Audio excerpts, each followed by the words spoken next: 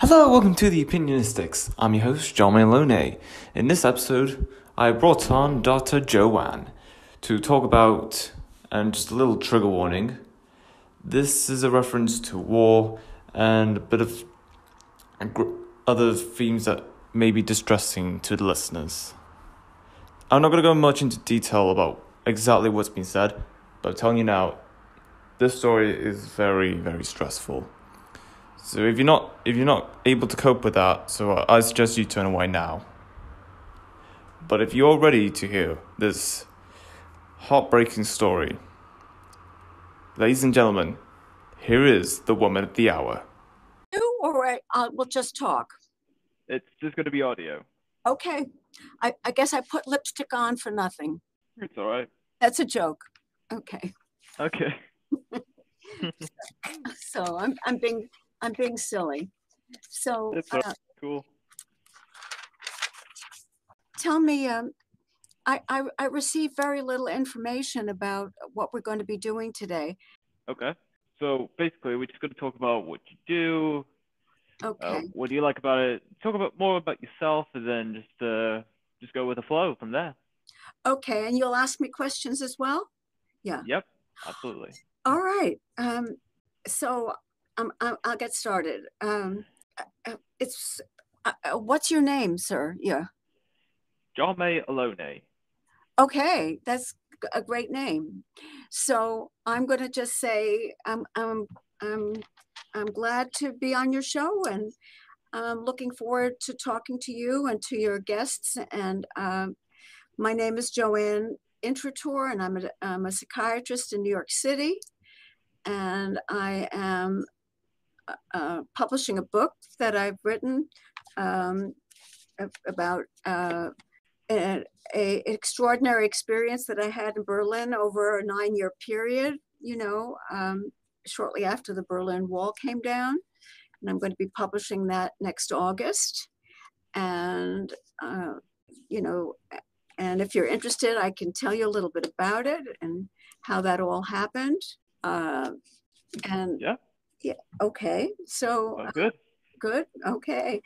And basically, I grew up in New York City as a daughter of refugees from Nazi Germany, and grew up and ultimately became a doctor. And then shortly around the time of my father's death, I found out that there was this building in Berlin that became known to the family after the wall came down, and it was a very, very large manufacturing building that had been taken from my grandfather's ownership in what's called a forced auction in 1938. And 1938 was a pivotal year for Jews. You may know that Kristallnacht happened at the night when the Nazis destroyed all the synagogues and storefronts of Jews. And shortly before that, this building was taken away from my grandfather. And now that the Berlin Wall was down, it was a possibility for me to try to see if we could get restitution. I'm leaving for a second. Can I talk to you? Yes, you can still talk to me. This is so different than any of the other things that I've done. Usually I've got some interaction with who's interviewing me, or I can see them. So I just feel like I'm supposed to just keep talking for the next how many minutes? And I don't even know who's going to be watching this or listening to it. So I try to find out about you, but I don't know anything. So I don't know what your interests are, and I feel like I'm talking to an empty screen here. So maybe you can help me out a little bit. Yeah, of course. I totally understand that. Yeah. Where are you? You have a British accent or South African? I can't hear it quite. Yeah. Yeah, I'm British. I'm from Manchester. Munster. Okay. And who's this podcast for? I couldn't find you when I Googled you, and I would have liked to know more, because I can do this rather well, but by myself here looking at this gray thing here, I need you to inspire me a little bit. So Yeah, basically, what this podcast is about, it's basically it's an open mic kind of like talk show. We bring on people from multiple interests, share their stories and what they do. Okay. So what you're doing is perfectly fine. And in fact, you're actually like in the top 1% of guests I've brought on thus far. So you're doing very great, Joanne. Okay. That's what I just need to know that somebody's there, So I'll go back. I'll hit the stay connected now. Okay. Should I go back to that? Yeah. Okay. Yes, sir. Looks great. Okay. All right. So there I was after my father died, having learned about this building that was in East Berlin, and meeting a lawyer that was going to help my family get this building back. And then unfortunately, he told us that somebody else was claiming the building, which was totally unexpected. And it turned out to be the people that won the building in the auction in 1938. And the auction occurred because my grandfather could not pay the mortgage. Because you see, by 1933, the Nazis took over, and the money for the Jews were taxed exorbitantly for everything, and they had to sell whatever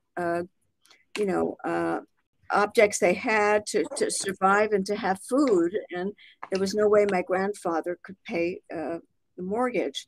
So we were challenged by the fact that the people that took the building in 38 claimed that my grandfather lost the building because he was a lousy businessman, not because he was a Jew, which to me was, it was almost laughable, because the Nazis had been in power for 5 years.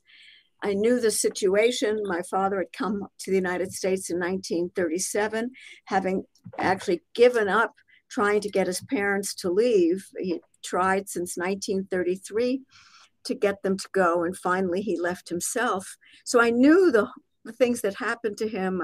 I saw in my father's files letters from Nazi banks, written so politely and beautifully. Would Herr so-and-so, would you so kindly give us X number of marks for this particular payment and that? So I saw what happened to my grandfather.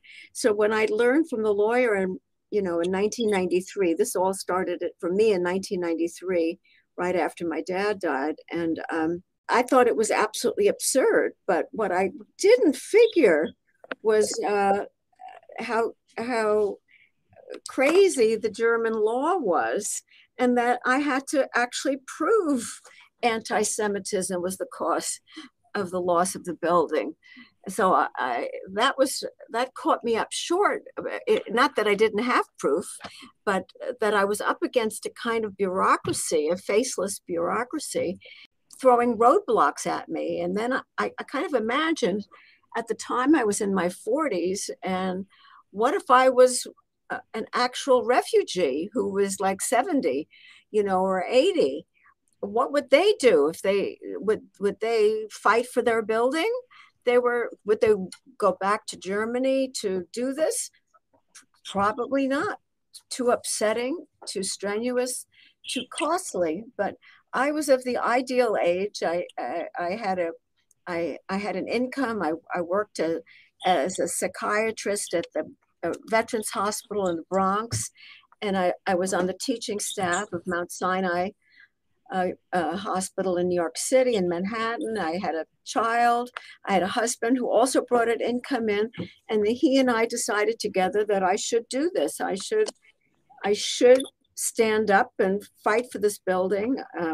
I was receiving all this pressure to negotiate with the people that took the building, and I said, there's no way I'm negotiating with anybody that took the building in the fall of 1938, because anybody that would get a building of this magnitude, it was a very large building, um, they had to have Nazi connections or they were Nazis themselves.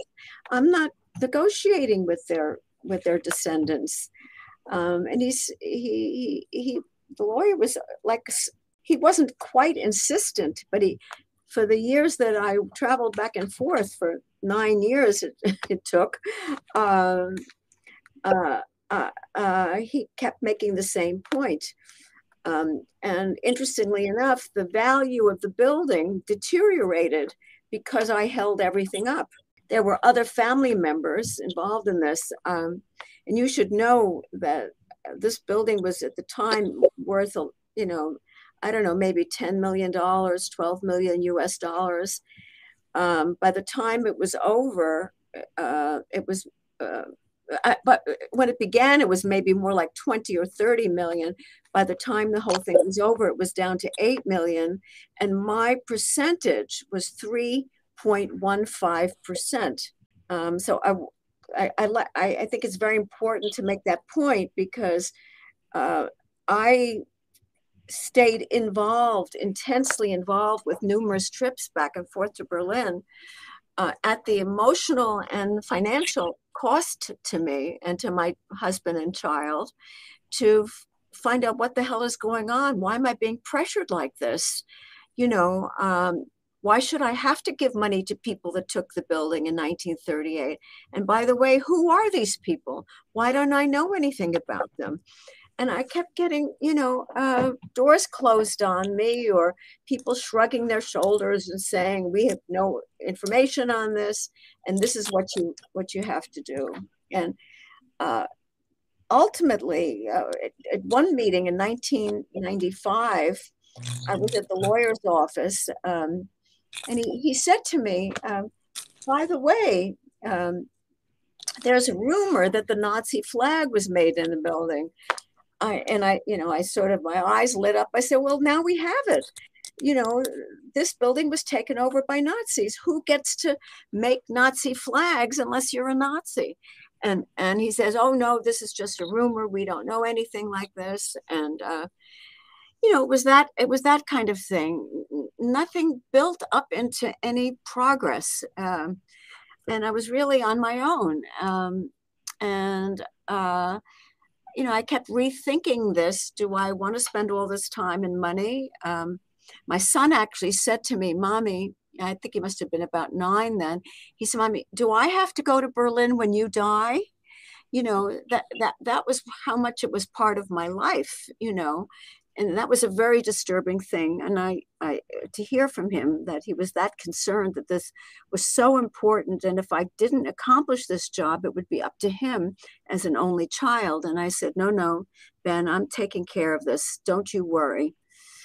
And what happened next? But eventually, I hired a investigator, sort of a world-class investigator, who happily was an American who was working in Germany. And I was actually really happy to work with an American who kind of understood my point of view and said something like, I've been waiting for a case like this my whole professional life, and he got going on the case very quickly. And within weeks, I knew that the people that had taken the building were Nazis. He found their Nazi party membership. And I don't know how much longer he found out, but then he found out that, yes, it's true that the Nazi flags were made in your building. Every major event that you see on newsreels, that take place in Berlin were definitely manufactured in the building. And then worse yet, towards the very end, when I finally agreed, at the advice of an American lawyer, to negotiate to some degree, because some of the relatives were very old and they needed the money, and I certainly wasn't going to split the proceeds 50-50, but I did agree at 12.5%, just to get out of not going back to Berlin and sort of to save myself as well. And just as I had signed those papers, my investigators, Louis Wonderly, said, Joanne, you've got to sit down for this one. He said, you need to understand that not only were the Nazi flags made in the building, but there was an order given in September of 1941 that 1 million Jewish patches get fabricated in a building that will be placed on the Jews in Germany so they'd be identified. And of course, that meant being identified meant being sent east, the euphemism for going to the concentration camps. And that really, really upset me. I feel if I didn't have any relatives to worry about, or if I was not concerned about this impact that it was having on my immediate family, I would have never, ever negotiated. I would have said, screw this, I'm in this thing, and they're not gonna get a penny. So that's the story of the case, which has occupied a great deal of my life. And I in that period of 9 years, I learned an enormous amount about my family, because I discovered, my father had a real trove of letters from various relatives that stayed in touch with him until they were murdered, basically. And I got to know these family members, through their letters. And some of the letters are in the Jewish Museum in Berlin. And I wrote about them in my book as well, and so the book is kind of a triumph in some ways, because growing up in a German household, whether you're Jewish or not, the Germans are very, and I apologize to any readers, any listeners that are German, but it's very strict and very authoritarian. At least it was in my day growing up. I'm sure it's lightened up quite a bit, but I was very scared of the Germans. I mean, obviously I was terrified of Nazis, and grew up with lots of refugees around me and people that had markings on their body from the concentration camp, on their arm. And so this took a great deal out of me. So it was a triumph of myself. My father, when he was dying and starting to tell me that I was going to take this case over, his last words to me were, "Are you tough enough yet? And do they know who you are?" And, I'm there in a hospital bed, and I think he's in a coma, and he sits up and asks me these questions. And basically he was asking whether I was going to be tough enough to be able to do this. And so it was a personal victory, because it was scary. It was, the wall had just come down. East Berlin still had rubble from the bombings. There were certain streets you couldn't walk on, and it was not the way it looks right now. I mean, it got better each year that I went. It got more and more, repaired, and 20th century, 21st century. So it was a scary thing for me, and it was also scary for me to stand up to these very distinguished German lawyers. And at one point, I had to face these judges who were critical of my grandfather. They went along the lines, he must have been a lousy businessman. And I actually took you'll like this, I actually took a camera out of my pocket and photographed the judge, to everyone's surprise, and said, "I'm going to show my relatives in the United States what you look like, the way you're talking about my grandfather." And that caused a lot of upset for everybody. So I feel very good about how I grew into this and got my courage. And what was more important to me, obviously, than money, because the money barely paid for my expenses over the period of time, was that I found out the truth, that these people these people that were fighting me actually They had been in the building since 1931 as already as Nazis, waiting for things to fall apart for my grandfather and then pouncing on him. I found all this out. No one told me any of this. Everybody said they didn't know any of this. I don't know what to believe. I'm not ready to call anybody a liar, but this was East Berlin, and East Berlin was under the communists.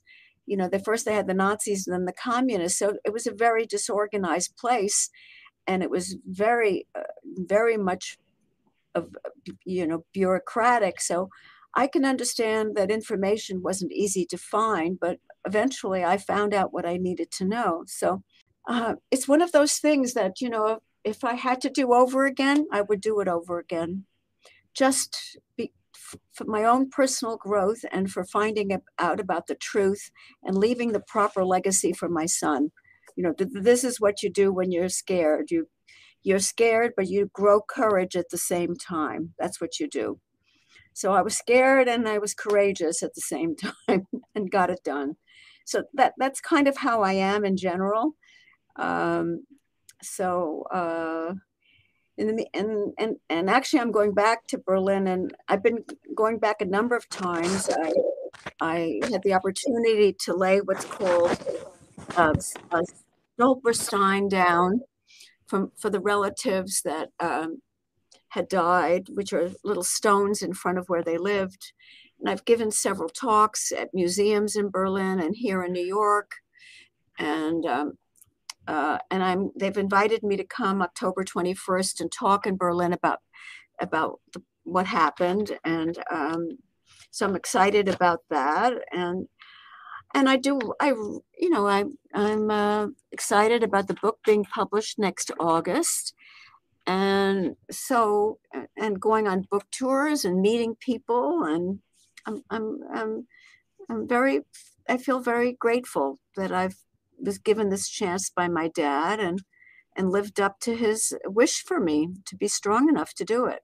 And apart from that, I am a psychiatrist and I see patients and I love my work. So I'm a very blessed person. I have a great career and a wonderful son who's now a doctor himself. And, so that's about what I can say about the case. And I might have other things I could share with you, but maybe you can give me a hint or two of what else you think your guest would be interested in knowing about. I think you said more than enough about your entire situation, the case. Yes. Yeah, especially the whole going back to Berlin thing. That was terrifying. I would not have imagined that. Really? Yeah, really. Yeah. Who would have thought such a thing? Honestly. Yes. Yeah. I can appreciate that. I really can. It was very, very hard for me. I had nightmares, terrible nightmares. And what would come to me, though, was my father's last words, and so I felt that I had to follow through. And the lawyer in the United States really helped me out by helping me negotiate a face-saving position to get out of it, because he was worried that it was going to damage me if I stayed much longer doing this. So giving these people 12.5%, it didn't mean that much to me financially because I'd already spent the money going back and forth. And I thought a lot about our world is so kind of wide open right now. We're so aware of what happens in different countries and under different regimes. And I understand fear, my own fears. And I understand I have a little bit of empathy for the Germans, actually, which I didn't have. I was a history major, and I didn't we keep forgetting about World War I, how devastating that was, how devastating for England and France and Belgium and Russia and Germany and Italy. But the Germans were left with this enormous bill at the Versailles Treaty, which decimated them and really set them up, decimated them financially. They lost everything. It was a very harsh treaty, I think. And I think it set the stage for a authoritarian, type of person like Hitler to say, I'm going to save you guys and make you feel better. And we're going to get back on our feet. And he did it in a horrendous way. But when people are afraid, they're vulnerable. And, we have that going on right now in the world. I'm sure the Russians are very frightened of what Putin can do, as the rest of us are. And, so it's given me a broader perspective on history and current events, which I think is important. Yeah, I absolutely agree. Yeah. Well, thank you so much, Joanne, for coming on here and sharing your story. You're welcome. You're welcome. And I look forward to talking to you again sometime, maybe when the book actually comes out. We'll have another chat if it works for you. Yeah, of course. That would be nice. All right. Thank you for your time. Yeah, and yours too. Okay. All the very best to you.